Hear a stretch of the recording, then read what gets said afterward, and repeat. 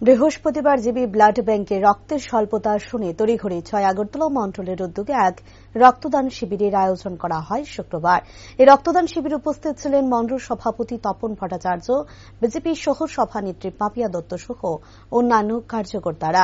সাংবাদিকদের মুখোমুখি হয়ে বিজেপি সহ সভানেত্রী পাপিয়া দত্ত বলেন, সবথেকে বড় এবং সর্বশ্রেষ্ঠ দান হল রক্তদান।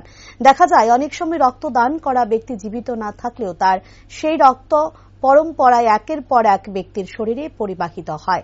তাই ভারতের জনতা পার্টি কার্যকর্তারা প্রতিদিন এই মহতী কাজে যুক্ত থাকতে দেখা যায়।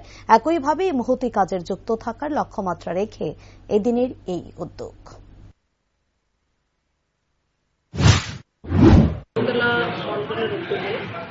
এখানে আমাদের জিবি হাসপাতালে যে ব্লাড ব্যাংক আছে এখানে রক্তদানের আয়োজন করা হয়েছে।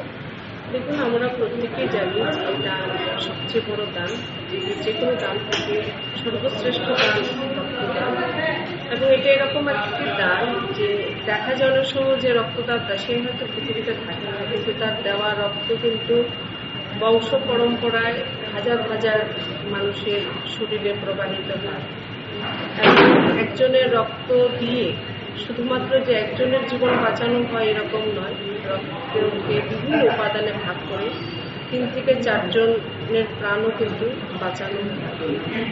আমাদের ভারতীয় জনতা পার্টির যারা কার্যকর্তা প্রতিদিন নিরন্তরভাবে এই মহতী কাজকে এগিয়ে নিয়ে যাচ্ছে।